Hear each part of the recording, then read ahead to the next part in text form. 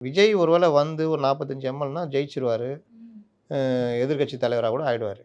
அதுக்கப்புறம் எம்பி தேர்தல்ல ஒண்ணா நின்னாங்கன்னா ஒரு 7, 8 எம்பி கிடைக்கும்.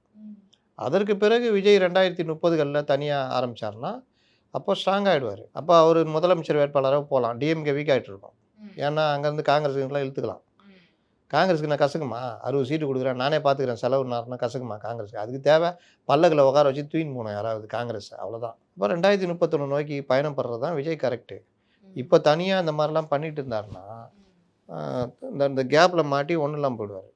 ஒன்ஸ் தோத்துட்டாங்கன்னா, நல்லா ஸ்பீடா எலக்ஷன் டைம் இருக்கும்போதே விஜய் நகர மாட்டேங்கிறாரு. அது தேர்தல் முடிஞ்சோனே ஒரு வெற்றிடம் வந்துரும். அதுக்கப்புறம் பொலிட்டிக்கல் பெருசா இருக்காது. சினிமா சைடு போவோமா, சமையல் சைடு போவோமான்னு சுத்தின்னு இருப்போம். ஜனங்களும் அப்படிதான். அரசியலும் அப்படிதான்.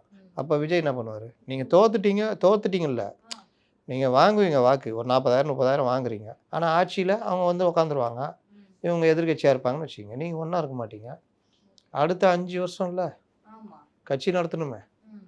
சோறு தர மாட்டாங்க தொண்டர்கள். நீங்க எந்த பொறுப்புலயும் இருக்க மாட்டீங்க. எம்எல்ஏ கூட இருக்க மாட்டீங்க.